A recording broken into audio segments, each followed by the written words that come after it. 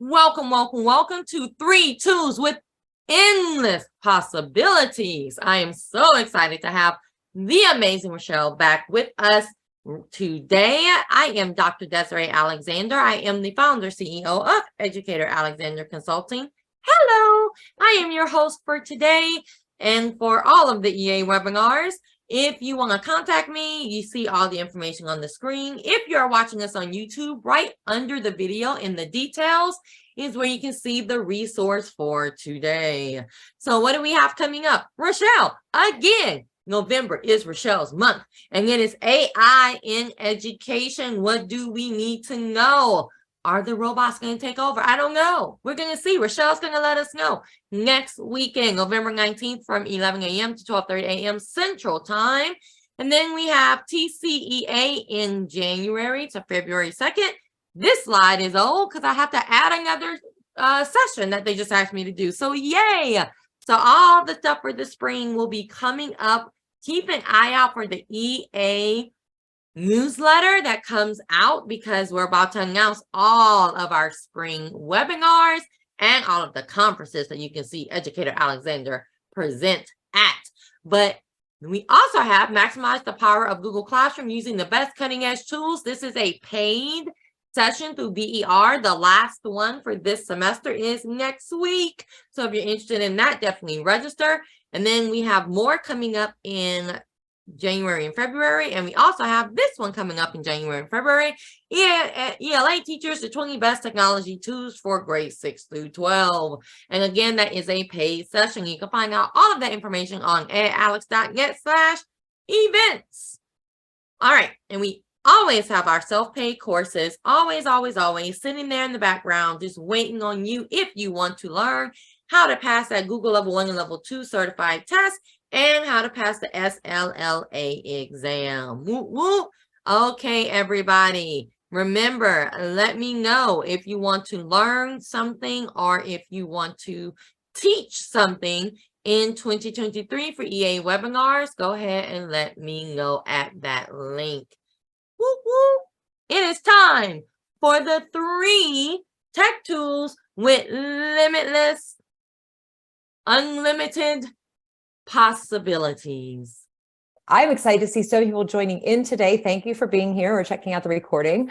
There are so many tools that are out there, and it was really hard to come up with just 3. And I'm probably going to find a way to extend that 3 during our time here today. But I encourage you to open up an account if you don't have one, to create, to explore, to ask questions, to do all those things, because for this 1 hour, you're going to have 3 tools that really do have endless possibilities. So briefly about me, my name is Rachelle Dené Poth. I would love to connect with you on Twitter, Instagram. I have a blog site. My email is always the same, rdene915. I teach Spanish and STEAM to, well, the STEAM course is to 8th graders, all about emerging technology, which is why I'm talking about AI coming up here.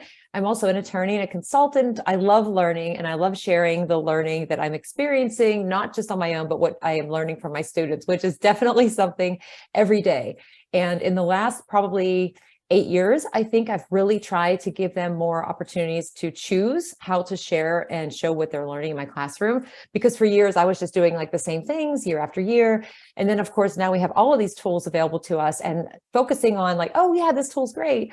But like, what's the purpose? What's the reason that we're going to use that technology in our classroom? And I dove into this ongoing learning process with some of the students you see in that bottom picture there about 7 years ago, and going to conferences and having them do a student showcase and me doing a presentation, and then us continuing to do that over a couple of years and having them share the impact of some of the tools and methods we were using in the classroom with other educators and students, to the point where after 4 years, they finally, instead of me presenting and having them speak in between, I introduced them and got out of the way, and they took over the whole session for administrators, educators of all roles and levels. And it was amazing. And so I've learned so much from them about like the choices that I make and getting their feedback. And so the tools that I'm going to share with you today, you may have heard of all of them. You may have heard of one of them, but hopefully if you have heard of them, you haven't thought about using them in this specific way. And so we're going to dive into the first one, and I organized them alphabetically, and it's Book Creator. And so in the chat, if you want to type a Y or an N. If you've used Book Creator, a yes. If not, a no. But what I'm hoping that you will do, and I'll be kind of toggling between like showing you my presentation and then going to the Book Creator site, is to either A, create your own book and get started with something today that you can use and get ready, hopefully for coming up here, or B, that you might join in the book that I created to see what it's like to collaborate. The other thing that's kind of fun is that there's a giveaway today, because who doesn't love giveaways? And thanks to Book Creator, they are giving away a couple of copies of my books. And so to win, all you really need to do is, create something, tweet like what you're creating here today using Book Creator. You can tag me, you can tag them, and then I'll just pick the winners, 5 winners for today. So who doesn't love another book, right? I know I have a ton of books, but anyway, hopefully you'll participate. So with Book Creator, what I love about using it is that the students really can, even the students that don't necessarily love technology, which I find hard to believe because they're always on their phones, but sometimes it's that kind of comfort of knowing how to create something, where to find things. The same as we experience as teachers when we have training maybe, and it's like, oh, we're learning another tool. How much time is this going to take? Am I going to be able to use this? Am I going to know everything? And thinking like, oh, we have to be the experts. Totally don't, because I am definitely proof of that.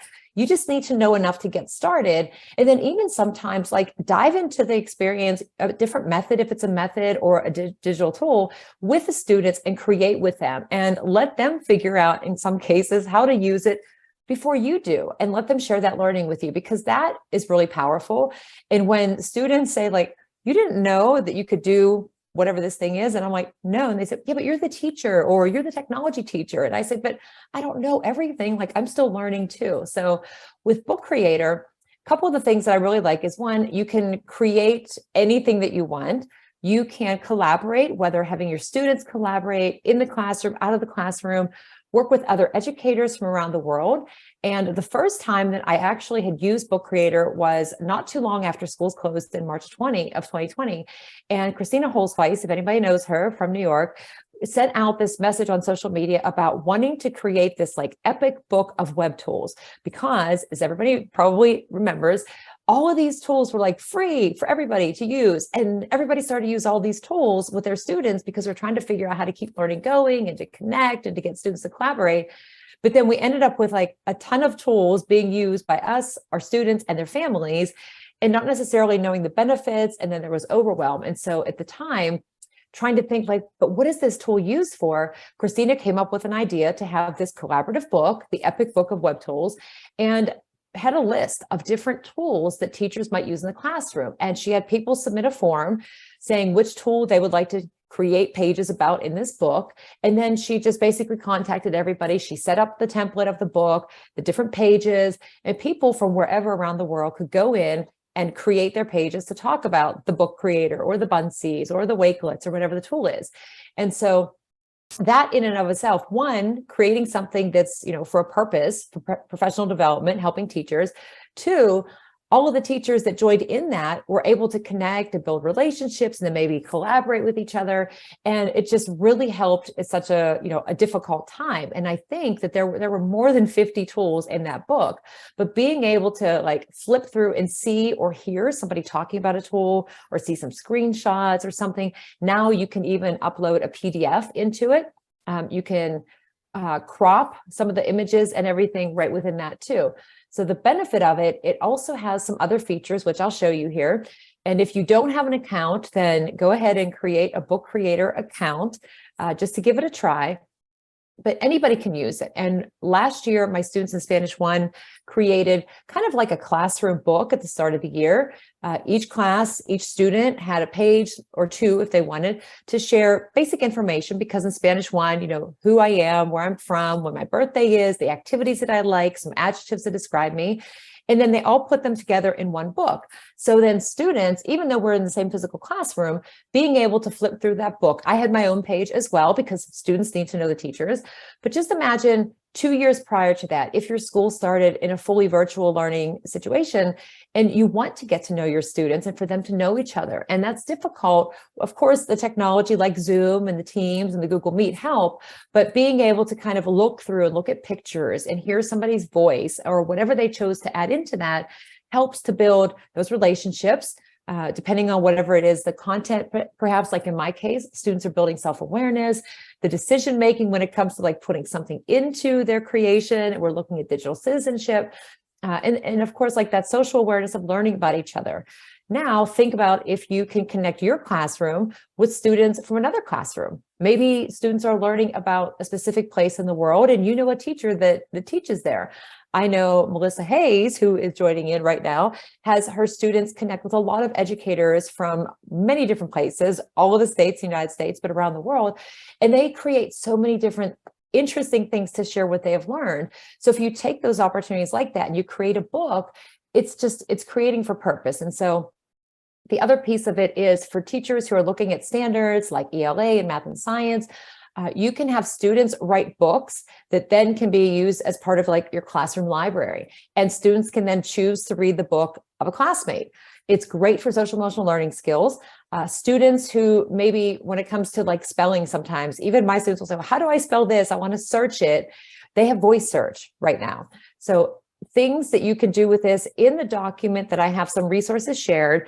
I have a list of all of the different ways that you can use Book Creator. And this will kind of carry over into like the other two tools that I'll tell you about. But let's say in your class, you have students do some journal entries. Maybe they, throughout the year, they track their progress. So you're looking at like a digital portfolio. If they're writing about a story that they're reading and they're just kind of responding to that, or anything, there's lots of possibilities for using Book Creator. And the thing about it too is, like I mentioned, with some students, they don't necessarily like to use technology.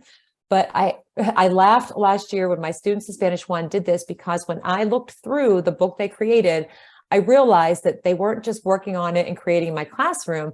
They were working on it in the cafeteria during lunch, and they were teaching other students about Book Creator. And then I had other teachers coming to me and saying, what's that comic strip kind of thing that you're using in your classroom? And I was like, Book Creator? And it's because some of, like, as you can see on the screen, some of the backgrounds and the effects look like a comic book. But there could be so many different things students can add in. They can add their own images. You can put in the videos, you have the audio, but it's a lot of fun to create. So let me minimize this and check out the chat here really quick too. I saw a lot of no's, so that's awesome. And here is, let me minimize this. So you should hopefully be able to see a code on my screen. And I'm going to copy that and drop it into the chat. And if for some reason you cannot see the Book Creator screen, somebody could let me know. But I will show you two things. Thing one will be an example book that I have created. Thing two is that code that I dropped in. If you do create an account, that code would get you into this random book that I just created.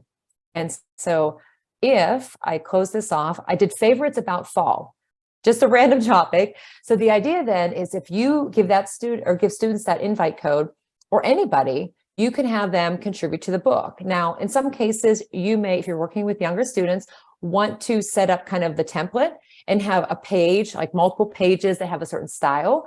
Or if you have older students, you can kind of let them do that on their own.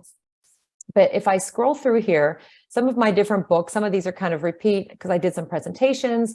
They have some materials already available for well-being and an all about me. So let's say beginning of the school year, anytime during the school year, you want students to just tell about themselves and then share that with their classmates. That could become a book in the library, for example. Students in Spanish 2, for me, had created, they have a chapter on shopping and getting ready for a special event. And so these that you see on the screen are just a couple of the examples, at least of the covers of the books. And if I open up one of these books, I can flip through and show you some of the different images the students have on there. The students, in some cases, chose to narrate, and so you could hear their voice on the page, which is great, especially if you are not in the same kind of physical classroom space and you want to build relationships and you want students to hear your voice, you want to get to know them and for them to get to know each other. So there are a lot of, and let me go back here, a lot of possibilities with this, and some of these are repeaters, but not to make you dizzy at all, I want to show you, let's see, this one here. So building, actually this one, a classroom community. And in my classroom, I have, and you can do it like this. I have a lot of examples that I share with students about the different tools, but if I scroll through, you can see there are some different templates that I pulled right from within that All About Me journal. And you can choose to start with that, and then you can delete any of the pages that you don't want to use. And then I went into sharing some of the projects of students and then one student's image. But here I will show you, I did record myself introducing me to my students. So that was my page, and I put my Bitmoji in instead of a picture. And then the students did each of their own pages. So we were still wearing masks at the time in our classroom, but they have the breakdown and they did the recording. So you can see the little icon there. But what was awesome about it is they each decided to make their own backgrounds or to make it very unique. And so this student really likes art, always like doing sketches. And I could tell that based on the way the picture looks. Favorite holiday is Halloween. So this student chose to make that background kind of in line, and the Bitmoji, of course, with Halloween, just the different coloring, different fonts, different styles. This is the one from the cafeteria. We're pulling in all of the friends and having fun. Same thing here. So that the image of the speaker, the speaker, the student was reading it. So for me, I can get to know the students. I can have them write in Spanish, of course. I can hear their voice and evaluate their speaking assessments and skills in that way, but I also get to know them. And then this is something that later on we can go back and we can read, or they can read about each other. And as they're developing their content area skills, Spanish in my case, then they're also developing that self-awareness. They're dealing with self-management because, the stress of trying to put something into this space, or I don't know how to fix this, because that happened in some cases, because I could remember my students saying, but wait, how did you change this? And how did you unlock this part of it? And so them relying on each other and building that support network, building those relationships, and of course, making decisions of what to put into the space, and then that development of that social awareness. So this is just one example. And the student loves cats, but you can see the variety of what the different pages look like. And again, some of them are the templates that are in that About Me book, for example. And so if you have younger students having this, and you could multiply or duplicate the pages, and then you share that code with students, and then they're prompted, okay, click the frame, you take a selfie. Maybe they don't want to take a selfie and they have a Bitmoji, or maybe it's just a character they put in. And the spaces are there for them to prompt them for what they need to do. And then that's all shared within that one book. And then you can have that book in that library space. So if I go back to my favorites about fall, so we'll see if anybody decided to add in any pages yet. Not yet, but here I have a blank page. So if you are deciding to create in Book Creator, and don't forget to, if you do create something, tweet out, tag me, tag Book Creator, because I would love to see what you make, even if it's not in my collaborative book, but because I don't think that you'll use that in your classroom come Monday, but maybe there's something that you could create that you're working on right now, or maybe there's a topic that you're teaching about or at this time of the year, and you want students to kind of work and create a book together about something. This is a perfect opportunity. It's really easy to get started. So let's say that I want to take a picture. It would open up, but I'm using my screen now, so I can't take the picture, of course, because I'm on Zoom. But the other options, pen, so I can choose the type of pen if I want to write, the size of it, if I make a mistake. If I want to use some different emojis, so I'm just going to put a smiley face there. And of course, you can make it larger or smaller. And then the colors that are involved, there's some magic ink. So if I want to use the blue sparkle, and I'm going to use this one, I could just write very original hi for that one. Okay, so I'm going to hit done. And there it is. Then if I hit the plus again, I could record. I could put a speech bubble. There are also different shapes that you can choose from, and you can also search, and there's the voice search. So if you're thinking I don't want to scroll through these, I want circle, you could say circle and it would find the circle for you. Let's say I'm going to put in this shape, clearly not making anything very important or with purpose here. And the other thing about it is you can use an embed code, files. And if anybody uses Canva, anything that you create on Canva, you could then, it has that integration, you could pull that right into Book Creator. And that is something else that's also beneficial. And there are different apps that you can add in. So I'll just show you, you got a Giphy, you have animated emojis, some 3D models, but some of these are premium, of course. Your Google Drive, the Bitmoji integrates with it. So that is pretty awesome. And then as far as the background for the pages, you have a lot of choices. And so it does store the recent ones that you've used, which again, because there's so many different choices, you might think, I really liked that one that I used and I don't remember which one it is, stores them in there for you. You can use like a paper texture. So anybody who teaches music, you might want to have music. If it's math, you might want to have the graphing paper. The borders are kind of fun. So depending on the time of year, like a back to school, a fall border, maybe you're teaching, chemistry and science, you want that kind of a background. And then also some different patterns that you can use. So I'll just pick this one pattern. It looks awesome. And that's it. You can add more that you want to that. And if you make a mistake, of course, you can undo it. And then if you want to see how much you've done, you just click on pages and the 3 dots, always your friend. So you can move it, you can copy it. And the other piece about this too is if you have created a book or student has created a book and it's in your library and you want to take like pieces of different books and put them into one other book, you can copy one of those pages, which is what I did with when I showed you my big book that had like student projects and it had the About Me journal. So if I clicked copy to, it gives me my options, my own libraries and libraries that are shared with me. And here's the epic book of web tools that's also in there. And I don't want to copy it to that because somebody might be a little bit confused about it. So I am going to pause there for a moment and see if there are any questions. Oh, that's a great idea. You could do the how you celebrate. Yeah, and that would be awesome for building, the social awareness, of course, because students would get the different perspectives and then learn about each other and then the decision making of what they're going to put into that and share. I think that's a fantastic idea. So if you are creating something, even if it's not in my favorites about fall, that is totally fine. But with the books, as you can see up top here, it says show invite code. So that is showing there because it's above this book. And it will stay there for each one. So if I wanted to invite all of you to join in my Creating a Classroom community, I could easily do that. And also the icon that's on the top shows you how you could then go out onto the web. Some of these you could just share right within, your classroom for your classroom library. And I have other students' books. If they've shared books with me, then they go into the library as well. So this is a tool, and I'm glad that so many people said, no, you hadn't used it. And, it's something new. But again, multitask because this is your time. And there are 2 more tools, maybe a 3rd one that I might share in there. But think about, and I'm going to switch to this document here, which if you've gone into my document, you'll probably see more than these tools. You may not necessarily know which are the other tool yet, but here I do have 8 ideas to try with Book Creator. Now, it's not specific to Book Creator, so you can also use some of these other tools that I'm going to share with you in the same regard, but I tried to put in some different links. The Book Creator had some recent updates. Like I mentioned, the PDFs that you can now import into Book Creator.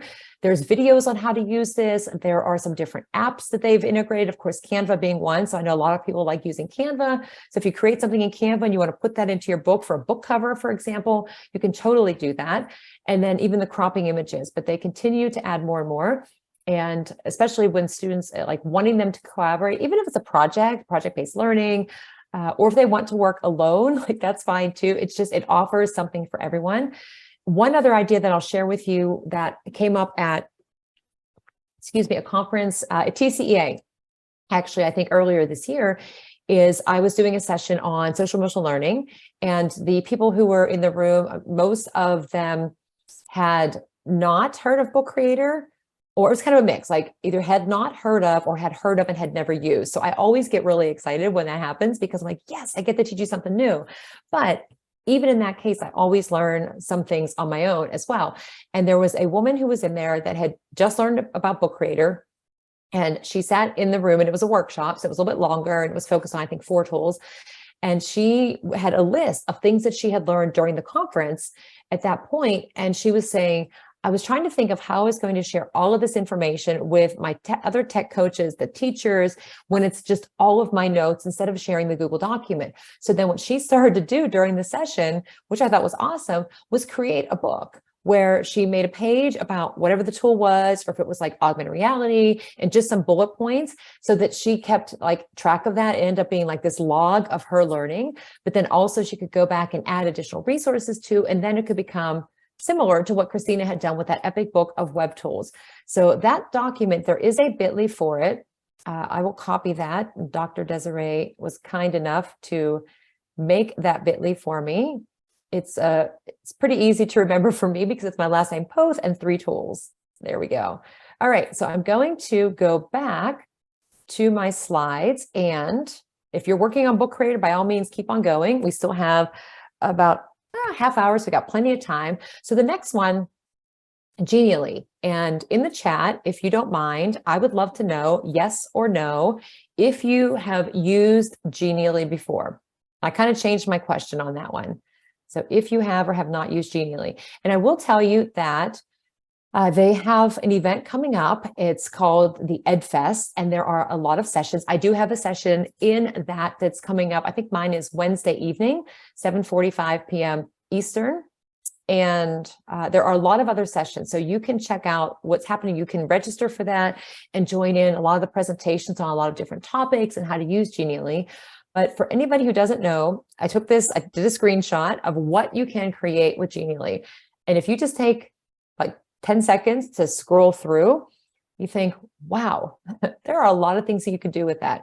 And same with Book Creator. Book Creator has so many possibilities. I don't have nearly enough time to go through all of the things that you can do with each of these tools, but hopefully give you enough ideas or get you to create something or even the start of something and leave those tabs open with all the other tabs that you realize like you don't have to necessarily start from scratch. Like in Book Creator, you have some of those templates, or you just start the page and then let the students create everything else. Or if you're working with teachers, if you're an administrator, and that's the other thing I would love to know as well, your role in education too, for some ideas, but throwing this out there for anybody who may be an administrator, think about the tools that your teachers are using in your school and getting them to learn about some of these tools, and maybe starting like a book creator that each teacher adds a page or two about who they are, like what do they teach, what activity are they involved in, anything like would be similarly found on a website, but teachers can then share that, the school can share that with the students, with the school community, with the families, of course, and they can get to know them. And then you don't have to worry about like totally changing everything. Each teacher would just need to make sure that their information was updated because that link, that book would stay the same and they would have access to it. So throwing that idea out there, but on to Genially. So let's say you want to create a presentation, or your students are doing timelines or infographics or social media posts. You want to do something like, your info, your bio card, like if you get in the Twitter chats, if you want to create a resume, a media kit, a digital portfolio. You could create something from scratch as well if none of those fit, but you can search for a lot. And what I found, I'm in the doctoral program, and I'm taking 2 different courses, and both of them require lots of work, of course, but I recently had to do an infographic, and it took me a long time to do this because I had to compare 2 different countries' educational and teacher preparation programs. And so I chose Finland and Singapore and chose Genially and went through, and I had, I think, 4 pages in it, and there's animations and there's charts and maps and graphs, and everything is very interactive. You can also put hyperlinks in, you can record, you can do a ton of things. And when I opened this up as an option to my students last spring, I think it was, not this spring, but I guess spring of 2021, I remember that I had created one project with it, and it was a very small, just to test out like what I could do with it. But then I just turned it over to the students. And I remember the first student who submitted, I couldn't believe what they did. I looked at it first and I thought, it's just this one square with these 5 lists of things. And it was supposed to be a travel project. And I said, I don't get it. And they said, no, it's like hotspots. You hover over it and it's interactive and it takes you to the website, or it takes you to another page or something. I went, oh, okay. Then I had my Spanish 2 students and Spanish 3 students use it to write a story. narrating in past tense or narrating about their daily routine, because some of those students that did the shopping that I showed you with the book creator, one of the options was book creator, one of them was Genially, and another one was Bunsy. So I left it up to them. And of course, and I also said, if you find something else you want to use, totally fine, just, let me know. But several of them used Genially because they liked all of the possibilities for creating within it. And they didn't have to necessarily start from scratch. So that, and gamification was there. So here are a couple of examples. I could tell you that 2 on this page I did, 2 I did not do, but there are interactive presentations. And so for me as a Spanish teacher, I loved that they had this one about Frida Kahlo. So each of these images and the icons would take the students to the biography or the gallery or on social if there was something there. I did record a message. So if you have something like this, it could just be this one slide basically where you have a couple steps and you record your voice with some instructions, and then there are steps. And so think about things like choice boards or hyperdocs, for example, which traditionally, hyperdoc might be on a Google document, choice board might be like a tic-tac-toe. If you have students do scavenger hunts, those types of things, you could totally use this. This can absolutely be a hyperdoc. It could be a flipped lesson where students have the different steps, but it's all within that one space. They have the links to go to, and then of course you have your voice recording. I did not make that one. I did make this one with the Kermit the Frog and the Spanish and all the different characters, which it doesn't do it justice right now because it's just a screenshot, but they have GIFs. Kermit was animated. They have, the emojis, and you can put all kinds of different characters and things in it, the fonts, the backgrounds. I did the bottom left one, but I didn't totally make it up on my own because there is a template that has this fairy character in it and the style of telling a story. But then I added in extra, information and images and some GIFs. I'm pretty sure I added one of Michael from The Office in there just for surprise.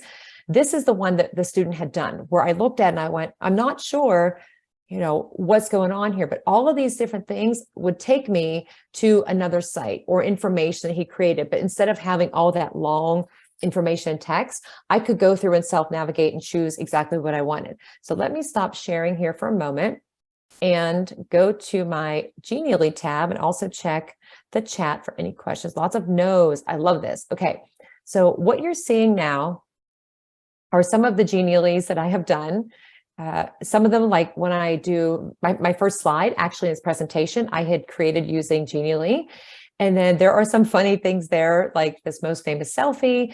Now, let me show you this. Hopefully it will actually open up. This is a template. And so it looks amazing. And hopefully you're seeing it on the screen, but you could find, now I changed it to Spanish because it wasn't the actual title, but then as it goes, the slides, the animation, the graphics, I made some of the words spin and everything like that. Let's see. Perfect. Okay. So again, I didn't add the, the balloons. I almost said water balloons. I didn't add the balloons in. That's part of it. These were different words. I just changed it. I added the plane for some fun, but I'll scroll through this just so you can see how things come in. Now there's the one that I had shown you in the picture. So on my still screenshot, she was not actually bouncing up and down, flying, but she is. On the bottom left, I have, you can put a brand or a logo. So if you have something that you use, maybe it's a logo that you created, it's your brand, it's something that you use for your school, you can actually put that and kind of like watermark that onto your presentations. That is an option.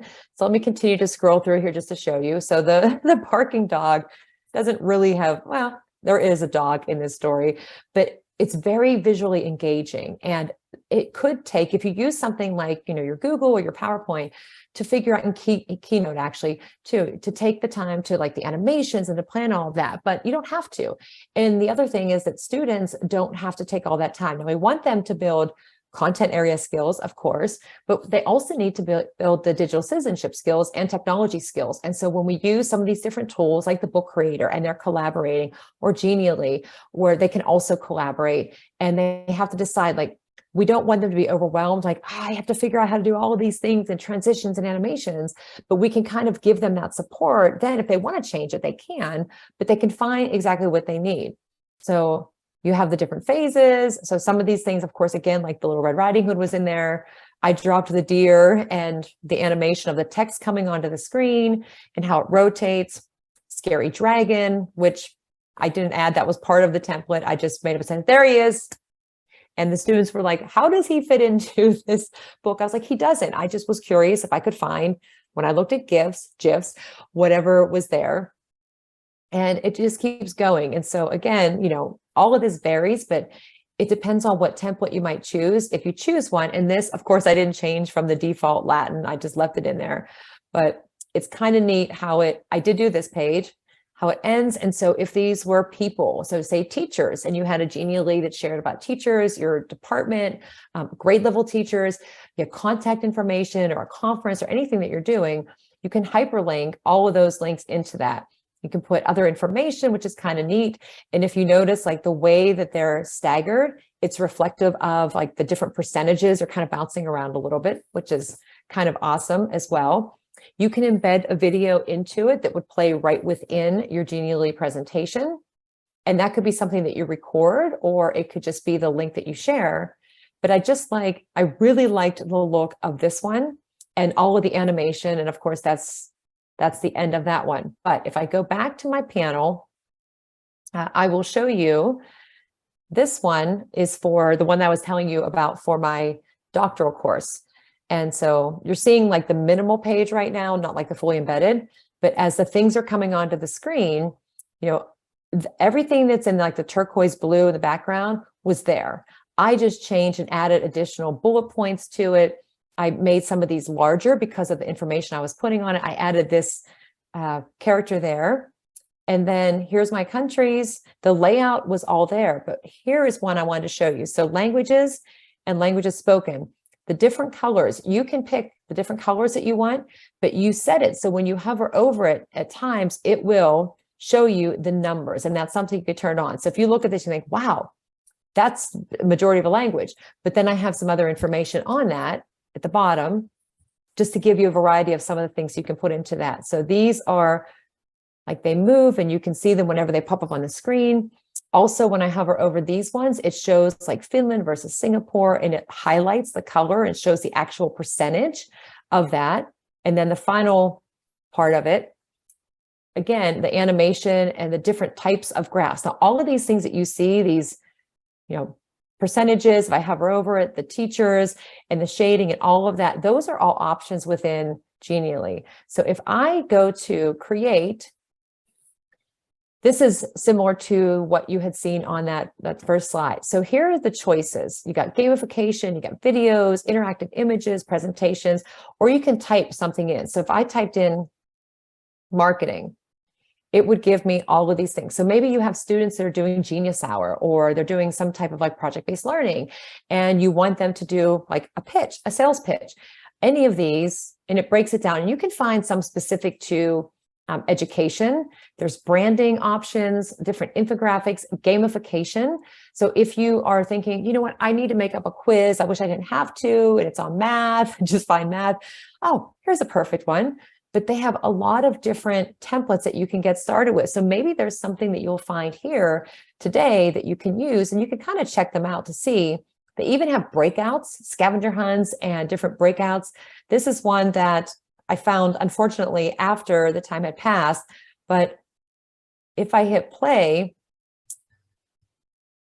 and it gives you, it would be a question. So as a teacher, you could use this, and it would go based on your right answer, it will work through, and you could use this template. So if I click use this, just because, since it's Day of the Dead for this one, it shows all of these slides on the side. And let's say, thank you for sharing that. Let's say that I want to add a page, and this is what's pretty awesome.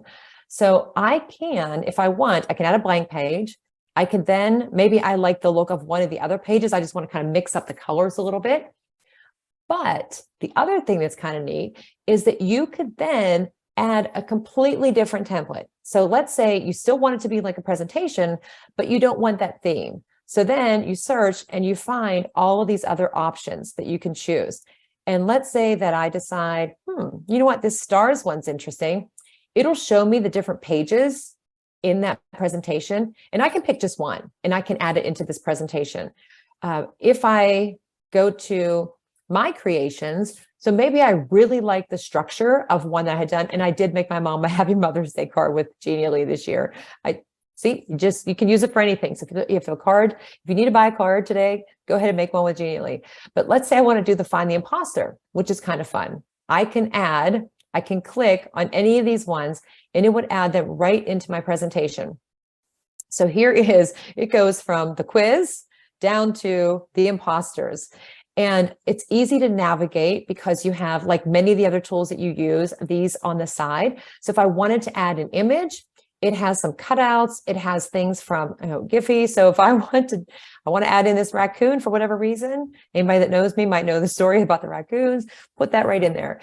If I want to see other ones, if I type in office, there we go. There's another one for the office. I could put that one in on the side. Again, kind of like, why would you add that in? Thank you. But you have these different choices that you can make for those resources. There's different shapes. And let's say, actually, let me do this real quick. I'm going to add a page. It's going to be blank just to show you. I'll just leave that background as just the color of the background. And I want to add smart blocks. So I have information I want to share, like the results of an exam, for example. So you have all of these choices on this side, and some of them are pretty detailed. But what my students really like is that they can share, especially with project-based learning, lots of information about what they're learning. And so if I click on this, it has the settings, it would open up and you could change the color to whatever you wanted. And then you also change percentage and then the number. And as you change and adjust those, it adjusts it on the screen. So that's one thing that you can do. The resources, here are some, again, pie charts, illustrations, there's scenes, and you even have maps and silhouettes. The background, you can always change to a basic color. You can upload an image that you have. What else? Insert, you can do video. Some of it integrates with like your Google Drive, for example. You can paste the link there, upload your own video. You can have an embed depending on what the providers are here, which it has a lot. And then audio, if you want to record a message like I did, or if you have a link for it, you can also do that. And then whenever you're all set, you can make it private, or you can put it out there online, and you might make something that you feel like, hey, other educators can use this. And like they say, to inspire others. So you can decide if you want to use that, show it on your social profile, and you're all set. And then whenever you would share it or present it, of course, it would open up, and then you would have your Genially. And I'm not turning the sound on. Oh, there we go. And somebody would just start the quiz in this case. So Genially is a really good one. And like I mentioned, there is the EdFest coming up, and there we go. I'll just drop this link into, in case anybody is interested in it, that you can check it out to learn more. So that is Genially, and we got one more tool to go. And there's so many to choose from. So the last one that I'm going to share with you is Spaces. And if anybody, I'm curious if anybody in the chat has used or heard of Spaces. And I know that there were, with Dr. Desiree, there were some Spaces webinars that happened. And my good friend Melody McAllister knows everything. She works with Spaces and she's amazing. So if you're interested in learning more about it, I'm happy to help, but I would also definitely recommend that there are a couple things you can do. You can contact Melody. You can definitely ask me questions and I can defer to Melody. But Spaces is a lot of things. I will say that probably the biggest thing that it is one of my favorite, or one of my students' favorite tools that we started to use last year. And when I started using it, it was actually in my 8th grade STEAM course. And that's when we were hybrid at the point. And my students were doing Genius Hour. And I wanted to be able to see like what they were learning, how they were making progress, if they had questions. And so that's how I used it, because students could have one-on-one conversation with me in an individual space. And I could give them feedback, whether audio feedback, text feedback. If I wanted to make a video, they could do the same, post messages. Then in my Spanish 2 class last year, at the beginning of the year, we started to do some basic introductions, some speaking assessments, some group activities. some that it's kind of similar to using like doing a digital portfolio, for example. And then we did group spaces where the students worked together on some different tasks. And so it totally evolved. And here are some examples, and especially if you're thinking about social emotional learning, which I've mentioned a couple of times with some of these tools, with self-awareness. So as a language teacher, getting students to build their confidence in learning a language, or in any course that we're teaching, of course, students are nervous about making mistakes, or, how am I going to do with this? Am I going to do well? Am I going to like struggle? And that's okay, but helping them to build those skills and be able to go back and reflect on their learning. And for my students, the prompt was, find something in the room that makes you happy and also describe yourself. And so apparently writing on the board, their names on the board, and the piñata fish makes them happy. I also used it for some just short assessments, in some cases the midterm, where I gave them an option. Do you want to do this on paper? Do you want to do this on Spaces? And so I was then able to give them audio feedback, which they need the feedback. And sometimes we write notes, but they don't always read the notes. But whenever you record a message to them that gives them that feedback and they have to respond or act upon the feedback that they've been given, it holds them more accountable for it. And also it helps them to continue to learn and focus on like, where am I in this learning process? So Spaces provides a lot of different options. Students did speaking assessments. They worked in groups and building relationships and making decisions and developing social awareness. So it really does hit upon all the 5 core competencies of SEL. But what I loved about it is that I didn't have to say, okay, I want you to do this way. I gave them the instructions. Here's some questions. I want to hear your responses, break up into groups. And so this group they sat down and they figured out how to kind of rotate. I start, you answer, you start, we answer, and went around, and they had their recorded messages, and then I could listen to it and give them feedback. Some students went out in the hall and worked with a partner to do the same thing. So they're building those collaboration skills. They're also very creative and can do that and be creative in this space because we did scavenger hunts. So throughout this time that we spent here today, I've mentioned a couple of things like choice boards and hyperdocs, Genius Hour, project-based learning. Scavenger hunts definitely cause chaos. They're great at any time of the year. My students love to use Spaces, like I said, and their favorite thing is like, are we using Spaces today? I'm like, I wasn't actually planning on that, but all right, I'll make up a scavenger hunt using the vocab and whatever it is that we're working on and get them to get up and moving, because getting up and moving is very helpful considering the kids spend on average like 11,700 hours sitting in desks in grades K through 12. That's from Tom Murray and Eric Scheninger's book, Learning Transformed. So if I told you right now, you cannot move from where you are until like end of April of 2024, I don't know how you're feeling, but I mean, the space is nice, but I'd like to get up and get a coffee too. So it's good for them to get up and moving and to have some fun in learning. And I was nervous about that for a long time. Like, no, they have to be in their desks and I have to make all the decisions, but we don't. So these are just a couple of the ways that you can use Spaces that I'm going to show you on the screen here just in the last couple of minutes that we have. But you can, for teachers, Spaces is free. Schools can get, a full school district license to use it. They have tags for standards in there. So for me as a language teacher, the language standards, I can put a tag based on if it's on their communication skills or interpersonal skills, for example. They can have the class space. So we have like the stream of information that's going down through individuals, where it's just me and the students, of course, and then that group space. So what that actually looks like is, if I log into my account, and I thank you all again for joining in, and don't forget, if you haven't yet, tweeted, tagged, book creator, be anything, because like you can definitely win. You can win a book, and hopefully this lets me log in. Here we go. Oh, now I get to log in with Google. But my students really, like I said, like using this. And for teachers, if you are a tech coach, an administrator, different grade level teachers that want to collaborate, this is a great way to do this as well. And so if I open up, I'll just open up my pretend class here, just in the interest of not showing student images and things, even though I had some of those slides. But here's what it looks like. So I would open up create this space to invite students. There's a link and there's a code. So either way, or if you're Google Classroom, of course, you can just get the kids in through Google Classroom. And then I did this one, I just made this, so there's not really anything here because I did this for a conference in September, but I recorded a welcome message. So it can be done at any time. So maybe you decide, you know what, I'm going to start using Spaces. I'm going to get my students creating with Book Creator, and then they can share their books on Spaces or whatever. I mean, there's so many ways to use it, but you could record a message. There's reactions, of course. So if a student posts something, a teacher posts something, you can react to it. There are the tags that I mentioned to you.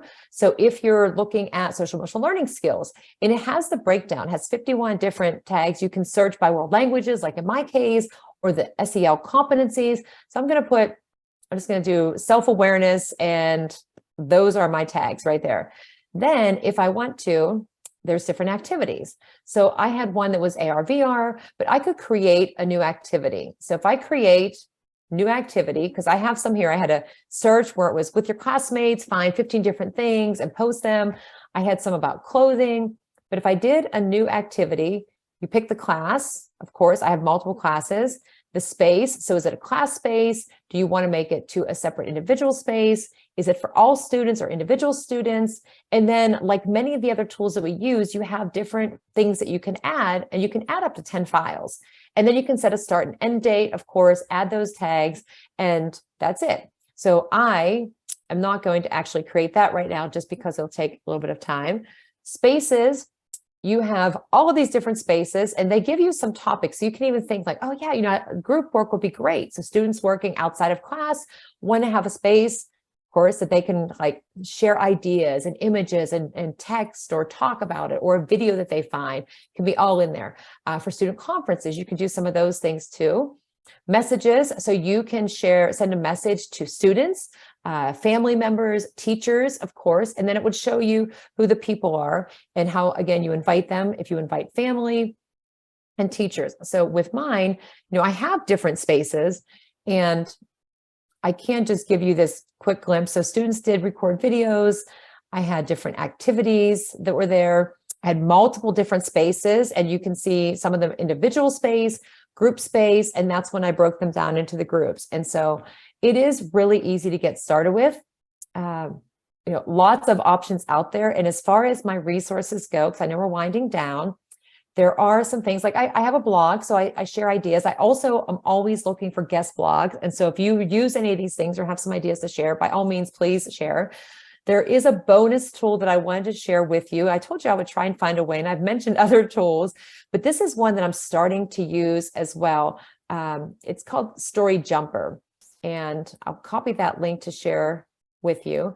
But also the ideas I mentioned with Book Creator, and then there's the Gap and Page. I have some screenshots of things that you can use with Genially, with timelines. There is a Spaces community. So I mentioned connecting with Melody for more information, but there is a Spaces community that's there. There are some ideas for project-based learning, which I mentioned briefly. So if you thought, oh yeah, PBL would be something great, here's some links. I did mention Bunsey before, so I do have some screenshots. I have a link for the SEL with Castle.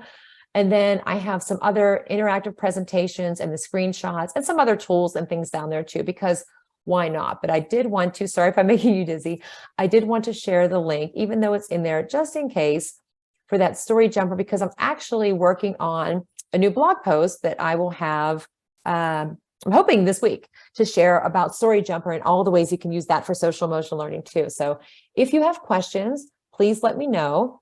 I thank you for joining in. I'll put my contact information right there just so you can see it. And I'll hang out here for anybody for questions. And I would love to see if you did create something, because that would be really cool. And I appreciate your time on a Saturday or whenever you're watching it, and look forward to connecting with you and picking winners for the books. So thanks so much. And thank you, Dr. Desiree Alexander. Thank you for coming and doing such an awesome session on tools that even if people heard of, they may not be actually using. So this can be, the kind of start to say, hey, let's go ahead and use those. So thank you so much. Yeah, thank you.